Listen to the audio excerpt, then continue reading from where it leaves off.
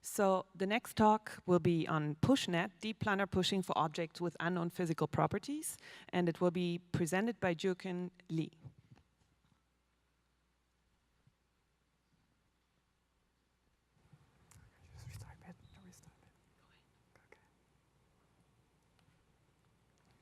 Good morning, good afternoon, and good evening, ladies and gentlemen.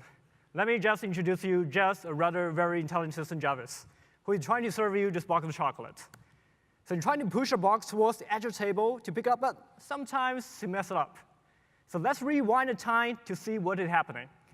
As you can see that more than half of the box still within the table, it shouldn't fall, but it turns out that one day ago, someone took out a few bars from the box, and as a result, the center mass is shifted, and hence the fall. But no worries, we're here to help. In this work, we propose the PushNet that learns to push objects with unknown physical properties such as shapes and center of mass in a reliable and efficient manner. And my name is Jürgen, together with my advisor, David Siu, and Wei Song Lee. We're from National University of Singapore. Pushing mechanics is largely governed by the physical properties of objects. And the key challenge here is exactly the unknown nature of those physical properties. And there are two types, non-visual and visual. Non-visual physical properties are not directly observable, such as the center of mass, mass distribution, and friction coefficient. But nevertheless, we are able to push objects reliably on a daily basis, largely due to our ability to estimate those properties through history of interaction. Consider the same box with unknown center of mass.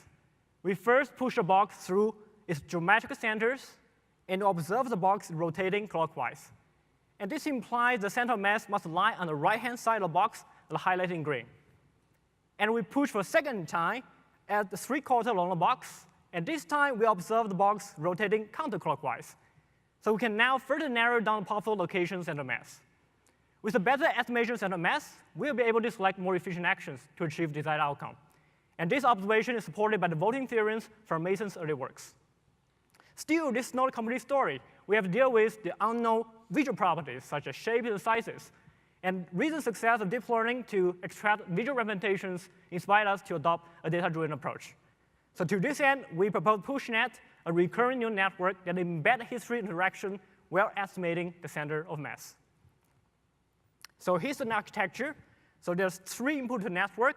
The MT is the current image that captures the object's geometry and the current pose. MT plus 1 is the target image that we want the object to be at the next time step.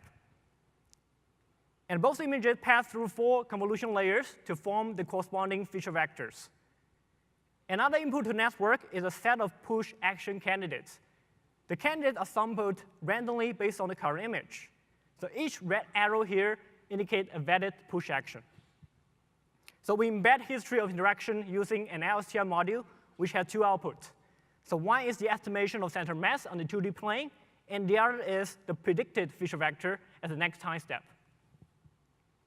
And finally, we took the difference between the predicted feature vector and the target feature vector and output the similarity score, which measures how good an action is to push an object from the current state to the target state. An action with the best similarity score is chosen to be executed by the robot. And the loss function captures both the loss in the similarity score as well as the estimation of center mass. And we collect push interaction simulation for 60 objects of different shapes with randomized center of mass. And we train the network entirely using simulated data. And for experimental evaluation, we aim to answer these 2 questions. First, to verify the importance of history for robustness, we compare PushNet with a version of PushNet without using LSTM module. And the result shows PushNet more robust than one without using LSTM modules. It achieved over 97% success rate in simulation. And second, to verify estimating center of mass really helps to select more efficient actions. We compare PushNet with the one without estimating center of mass. And the result shows PushNet is more efficient than the one without estimating center of mass. It takes fewer number of steps to achieve the desired outcome. And now Jarvis is more confident to push a great variety of objects with unknown physical properties in a reliable and efficient manner. So now let's go back to the problem we are facing at the start. So right now, Jarvis is trying to push a box while estimating the center of mass shown in the green dot. It pushes the box in a way that to cap away the center mat from the table edge to prevent the fall. And now it's able to pick up, and the problem is solved. To find out more how you can apply PushNet to your robots, come talk to me in the post session. Thanks so much.